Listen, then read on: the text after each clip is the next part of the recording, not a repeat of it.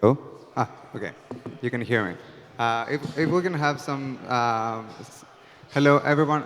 The people who are talking, if you could go, thank you so much. Hello everybody, my name is Alex. I'm here with an amazing panel. We're going to discuss whether art will exist without AI by 2030. Just to briefly introduce myself, I'm a curator, I'm a producer and event organizer as well. I've been in the art scene for over a decade. I have studied it and I'm into this space for the past 4 years. But the panel is about those amazing people, so I would like to start one by one and briefly introduce yourselves to everyone. I will start with Michelle, she's right next to me. Hi, I'm Bitgoddesses. I'm a Bitcoin OG, inner child artist. PayPal attorney from 2006 to 2012. Bitcoin from then until now. Mentor at a couple accelerators, including Berkeley Blockchain, Live Ventures, Techstars Launch Pool, and a few other ones. Also, I'm an artist, make augmented reality and virtual reality as well. And I make NFTs, and also I'm an NFT collector. Alex Atashkar, I am the co-founder of Seed.photo. We are the most exclusive NFT platform for photographers. We have over 527 international photographers at the moment in our platform, and we are trying to help photography industry to survive during this new journey that we are facing, AI and all this new technology, with the help of Web3 definitely. And we are there from 2022. It's like more than 2 years that we are in the field. Hey, my name is Chris. I'm partner with DevelopX, which is a professional services company focusing on consulting and software engineering in the digital realm. That also includes blockchain and AI technology, and also passionate JPEG collector as most of us here. And I'm Melody Bossan, also known as Le Moon. I'm an AI artist. Since 2022, I turned my life around when I discovered AI and decided to become an artist. I have a background in TV production and video game marketing, and I'm from France. Amazing, thank you all.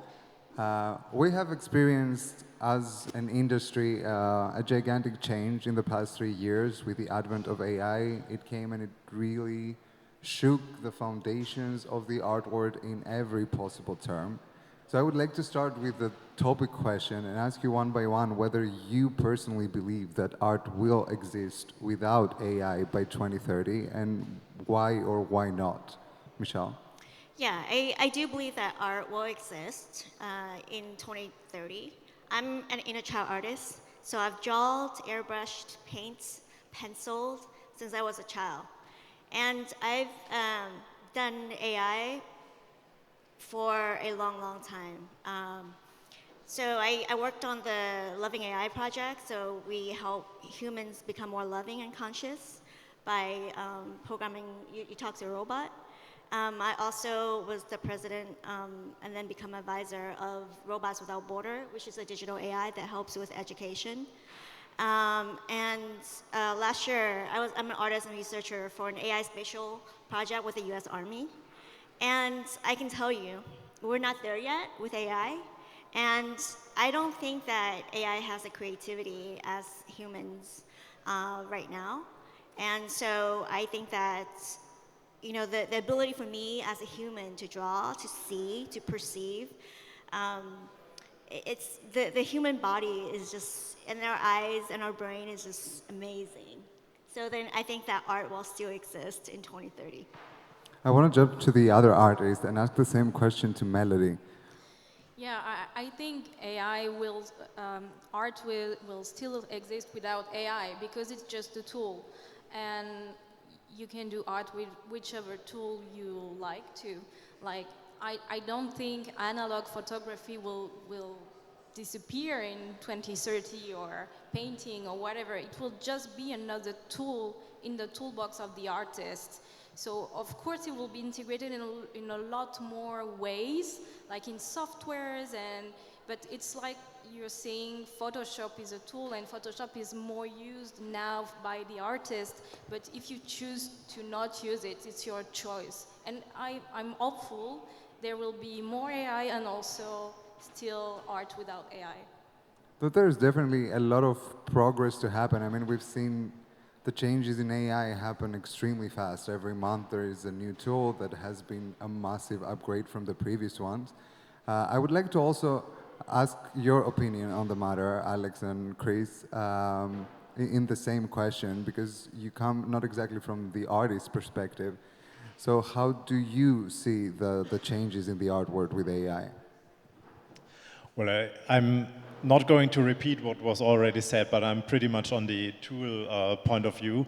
But then even if the question is similar to if you would ask, will art without computers still be around, right? And of course, every art that will be influenced by a computer in 20 years or in 2030 will be influenced by AI somehow. But or the way I look at an artist is rather, it's the entire journey that then culminates in one piece, right? It's all the experiences the artist made, all the connections that made, all the passion that went into it. And probably there will be a higher degree of digital technology and AI that contributes to an artwork, but I do not see a point where the entire journey will be replaced by an AI, at least not like for everyone. I mean, there are projects like Botto and so on that do amazing work, but there will still be artists that capture the zeitgeist and bring their experiences down to a paper with some charcoal, right? That's not gonna vanish. It's a very human need to express themselves, and I do not see that being replaced. Do you want to answer it? Because I was coming to you with a new question, but you can answer this first. Yeah. Actually, I'm not agree to whatever everyone said here, because I believe that there are many different part of art that will not exist because of AI. Let's talk about music. How a musician can survive if we have the AI, like the one that we are seeing right now, that you can upload any music and ask AI to create something similar, better, with more instrument, crazier. How a musician can survive. But yes, definitely some of the artists, the way that they are creating the artworks, as an example, a photographer or a painter. Yeah, of course, AI cannot damage that, cannot remove that. They're gonna still survive. But your question is so generic. We cannot just say that AI gonna damage the whole art, or art cannot exist with or without AI, because there are some part of art, some fields that they're gonna completely get damaged over AI. It brings me right to the next question, because I wanted to ask how significantly can AI affect the careers of artists such as musicians, photographers, illustrators, the most obvious replacements, because AI is already good at those things. So we can assume that this will become only better and better at replicating those things. So is it actually posing a threat to the livelihood of those artists? Some of the fields. Let's talk about photography, which is my field. I believe AI can never ever replace a photographer, because I cannot ask AI to take a photo of my kid on his 3rd birthday. It's not possible, even though if the AI generate that, it's not real. Because photography is about capturing the moment. To going back to the time, we need a time machine. We don't need AI. We need time machine to go back to the time. So photography definitely gonna survive, and AI gonna be the biggest help for photographers. That's what I believe, because these days, with the help of AI, me as a photographer, I can understand which type of light, which type of lens I can use to get a better shot. So I love this perspective. it's going to help us, you know? Melody, you want to say something, I think, Yeah, I on was the same going to question. say, when we say AI, it's a very generic term where maybe all thinking about Midjourney or like text to images generation, but AI is also a lot of other stuff. Like if you look at digital photography, for example, like all the settings you have now on a camera, it's AI somehow. So AI is also the ability to talk to a GPT and having a conversation with it and maybe spark your imagination and creativity. So AI is also this for me. I have something to add. You know, I think I've been making music online. I make, for example, I make a song for Bitcoin punks, and I cannot sing. I just have the lyrics, and so AI sang the song for me, and that was awesome. But even within AI, I do a lot with like nerves, which is neural radiance fields, and I think like in terms of AI and how it could help is that if you have an image, a couple image of one thing, it can generate a 3D image for it, and I find that really helpful. And I think even when you train the model, you can use your own photo and have AI generate a new photo for you, you know, which is I think is really cool. You know, so I think AI certainly help and augments our ability to take photo, but it's also very objective. I would like your photograph because I love your work, you know, but I want a poetry or a picture, an image, an art from you and not from a machine. So in that way, it is different. I find a very interesting aspect of AI, and especially what we're discussing right now with how you train the models and then you guide them, that a vast majority of the language models that are mainstream used, they're trained on very specific data sets. Sometimes we don't even know exactly the data sets that they're being trained of, and we can assume that they're based on what can be found online. And I find it very interesting. Some curators for Southeast Asia, from Abu Dhabi, some museum directors, artists from Asia, from Africa, they are raising concerns regarding the biases that AI carries. And I wanted to ask you if, first of all, you have faced that, and also, does this take away from the diversity that an art scene needs to have, the diversity of voices, of perspectives? Are we heading to a certain homogenization of culture through that? Anybody who'd like to answer it? Yeah, I'll start a little bit first. So I have direct experience with this. So when I was working with my Army project, with the AI geospatial project with the U.S. Army, I'm the artist for it. So I was making, you know, art for it, and so we're making, you know, a AI, right? Who is has a persona, and you know, if I use GPT to do it, is a woman, right? She's a woman. Um, there's always like male images, you know, that come up, and it was really annoying.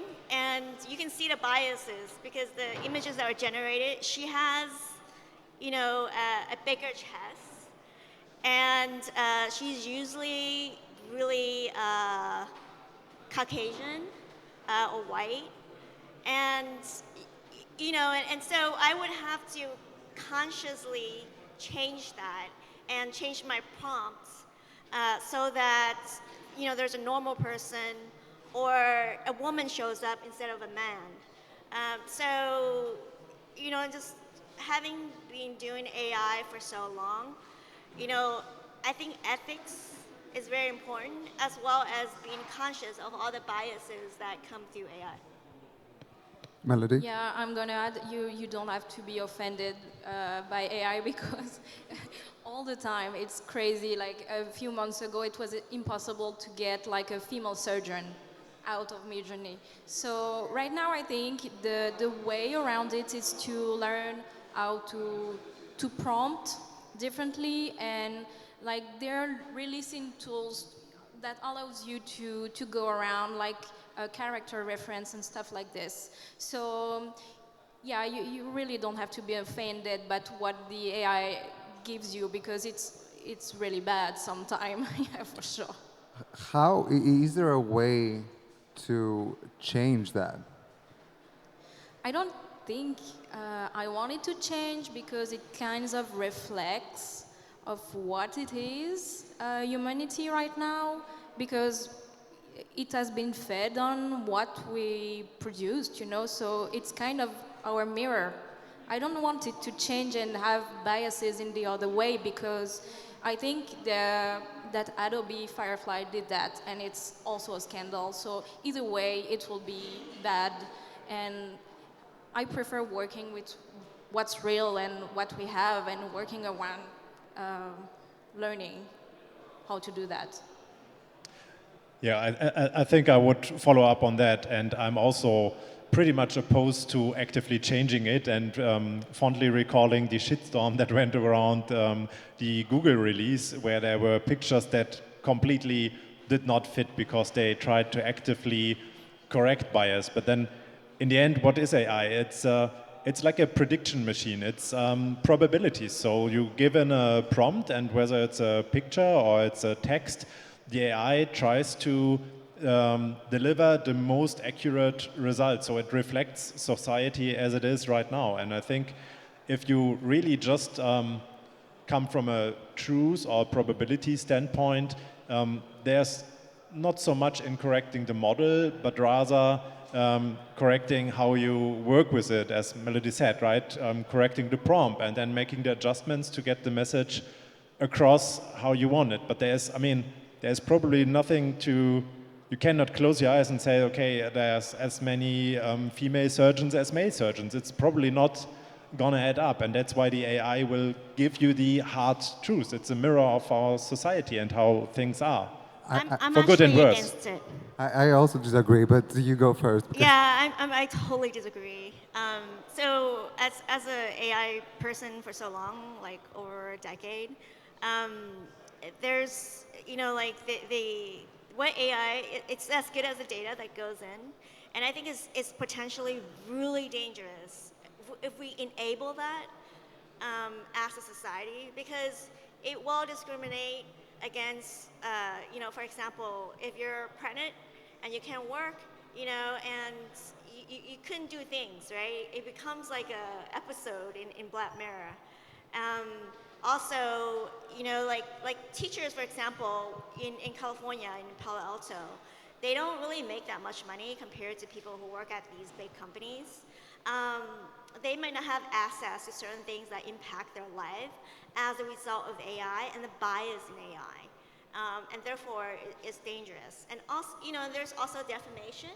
You know, if there's false information about you, and it's in the AI, and it's being trained, and it doesn't go away, you know, that is dangerous. Our lack of privacy, you know, and you know, especially in the EU, the right to be deleted, the right. I'm also an attorney trained in IP, so I think there's just a lot of red flags. So that's just my 2 cents. I just want to add that this is not my opinion. I mean, I agree with you, and I also think that the reflection of the world that AI has is, to a very large percent, the perception of a westernized world, because this is the majority that you can find online. But I have some quotes from 2 artists. The one is Linda Junias, she's from Senegal. And she said, the Western canon of art has long been the focus of most academic and critical attention, and therefore is the most widely documented. So as a result, the AI approaches the art world from a westernized perspective. And another one, sorry, is from artist Yu that said, most data scrapped for training comes from Western sources, with a vast majority of images coming from Pinterest, stock photo repositories, and WordPress. If you were to simply prompt art or painting, it is safe to assume you are most likely summoning Western archetypes. Do you agree with us? I mean, let's maybe separate the question into some parts, because I agree that there are challenges and that this poses risks. let's have a look. I mean, one thing is the training data that goes in, and that should be as diverse as possible. So ideally, everything that we have go in, and it is an issue that there's more Western data going in. Then there is the algorithm itself, right? This I would not touch. I would rather say we have to fix it at the very beginning, and not change the algorithm to overweight some training data over other training data. And then also on the algorithm, I think it should be open source, so everybody should be able to check it. So ideally, I mean, you cannot go all the way back after an AI prompt, right? But you should have transparency on what was the training data, how did the algorithm use the training data, and then what's the result. And the thing I would not touch is like the algorithm itself. But on the other parts, I agree that it's dangerous and that it's not a good thing, that it only represents parts of the world. Yeah. Alex? Yeah, but I think we need legislation here because all of us agree that AI gonna be here for the next 10 years minimum. It's gonna be the top trend. There is no doubt on that. But we need legislation because look what's happened to blockchain, what's happened to cryptocurrency, what's happened to NFT. So many issues happened because we didn't have legislation at the right time. Even right now, many countries, they don't have it. So in AI, we're gonna face the same issue. We need legislation here because there are big issues there, you know, harassment, bullying, deep fake. You know, we're gonna face that more and more. Higher technology, bigger issues. That's why legislation should be there, because we cannot just have a technology and just open source to everyone so everyone can do whatever they want. This is one side of it. In the other hand, definitely some of the business is gonna get damaged. Very soon, I believe no one gonna buy anything from Shutterstock or iStock Photo. It's done, game over, you know? Why should I pay $25 for a photo when I can just create it over AI with maybe free or $1? So that's the fact, which is actually good because when you check the turnover of those brands, many of those, the total revenue that they have, the maximum payout to the artist is less than 20%. So 80%, 85% of the money is going to the pocket of the platforms, not the artist, who is the main content creator, which is good. But these are two different issues I can see. I was just thinking about modeling. So you can actually use AI to model your, earrings and T-shirts now, which I think is really cool. But I also think about all the models who might be obsolete soon. I want to go change a bit the subject, and I want to ask, how do you think the integration of AI is changing the landscape of the art world? How does it affect the culture narrative that we have? If I want to make that short, I believe that it's going to give us the highest speed ever happened for improvement. Me as an artist, I have to improve myself through AI. There is no way I can run away from that. Because now the competition is going to be in a completely next level. You cannot just sit and say, oh, I'm an artist, this is my concept, I'm going to stick to it. Those days are over. So you have to use AI to improve your talent, to improve your creativity, and of course, it's going to give us a bigger landscape. I think I would take the counter position on that one. You absolutely don't have to use it. I think in the end, I mean, I'm not an artist myself, but if I look at a piece of art, what I want to see is a story, a passion, a result that is appealing. And what I care about is what's behind. I'm also a tech nerd, so I also, if there's a sophisticated AI model, great. But if it's pen and paper, also great if the result is appealing. So but I agree that things will speed up, but I do not agree that you have to use AI to be competitive as an artist. I want to quote Beeple yesterday, who was there. He said, AI is not an excuse to do less. It's you have to do more. Like, I love that. yeah, It's not easy. It was perfect when he said that. Like, it's so true. People will do more, will be more creative, and do more art, more everything in less time. So I'm really hopeful for that. Another big conversation about AI in the arts that I want to bring is the copyright issue. We've been hearing conversation about this since a very long time. I don't think anybody has properly answered that. Who owns AI? Is it the person that guides the AI? Is it the AI itself? Is it the algorithm? Is the corporation that owns the algorithm? Who owns the AI, and how can we create a framework in our IP legislations that can include AI in a way that protects traditional artists, but also gives the right to AI artists to fully own their creations? I'm gonna go really quick since I have another talk right now at 1. So I'm a professionally trained IP and payments attorney.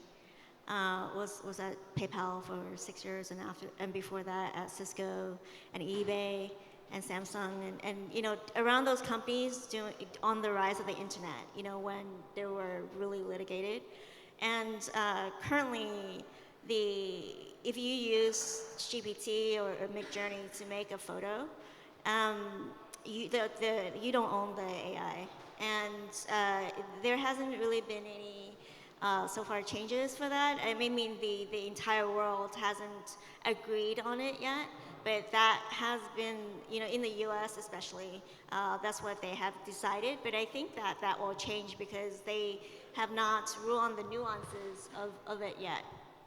Thank you. You have to go, right? Thank you so much for being here. We're continuing. We have 12 minutes left. I have a lot of questions still. If anybody from the audience wants to ask a question, please do. Feel free. Just raise your hands. I will give you the thing. Anybody wants to ask to answer about the AI, the IP issues? Yeah, I mean, I'm not a trained IP lawyer, so I will take my naive point of view, which is that the digital native way is CC0 in my opinion, because things will be right-clicked saved anyway, right? I agree it's not for every artist, and I respect if artists decide not to go CC0, but from my point of view, it's a further escalation of the same issue, right? Beforehand, there could have been an artwork and somebody could have used it in some different context and monetized it, right? And I think CC0 solves a lot in that it separates displaying something and owning something, which then drives us back to blockchain technology. So I think to have the full debate, you probably have to look at the entire IP stuff around digital creations. And yeah, I'm a big fan of CC0, so I think this would solve us a lot of headaches, because there will be no way that we find a global agreement on who owns what with so many different legislations and IP frameworks. It's not going to happen, in my opinion.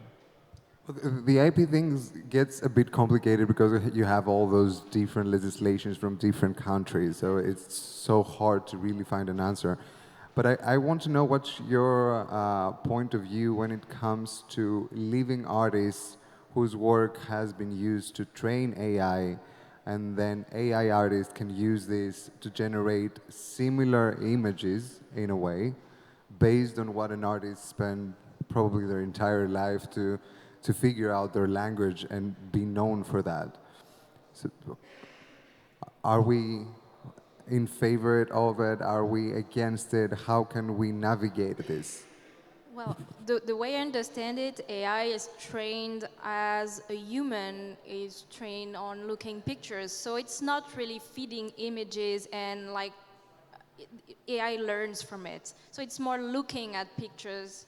The same way that we do. Yeah, same way that we do. It's like a baby learning to look at art and reproduce it. So I don't see the bad in that, and the only thing that it might be wrong is using the names to summon style. So I think DALL-E and OpenAI have already forbidden names out of it. I am learning to prompt without names as well, because I feel not obligated to, but I feel it will be like something that will not exist in the future. So we have to learn prompting without that. So yeah, but I hope I own my images as an AI artist. I hope you do I too. hope. I mean, I'm really in favor of using AI as a tool, of course, with understanding the tool, and I'm also in favor of using something and questioning it at the same time, because that helps us get it better. Do you want to add something on this? Because I have another question that I think is quite interesting. Most AI tools are owned by corporations, which brings corporations and their algorithms into the art scene in a way that I don't think it has been done before. How does this affect creativity, freedom of expression of the artist? What role do those algorithms have in creation? I think that's the biggest challenge we always have. You know, any new technology, any new era, of course, those giants, they try to took it over. What's happened to social media? Then what's happened to metaverse?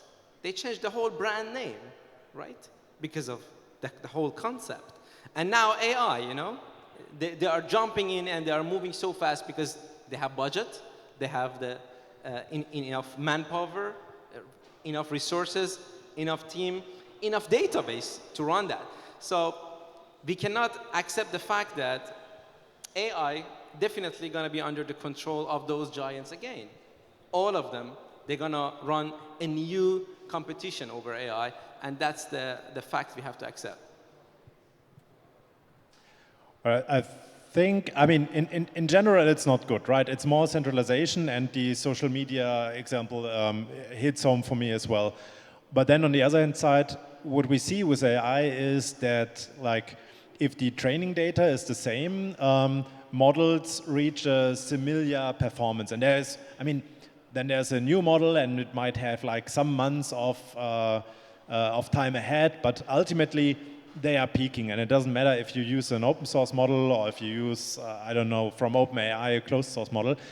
So I think it will ultimately bring us back to the previous question. So what is the training data? And then, of course, there's like, how does the interface look like and so on. But I think ultimately, as an artist, you don't want to be dependent of a centralized entity, as you would not store your artwork on a Google server, but you use IPFS. So ideally, in my opinion, I would always value work more that's not depending on any single point of failure, or as little as possible. So ideally, it's really the provenance from the artist, and then it's in my wallet in the end, and it's transparent and decentralized all the way along, ideally. Melody? I don't know a single AI artist who uses a single tool. Like, I can show you my bill of services.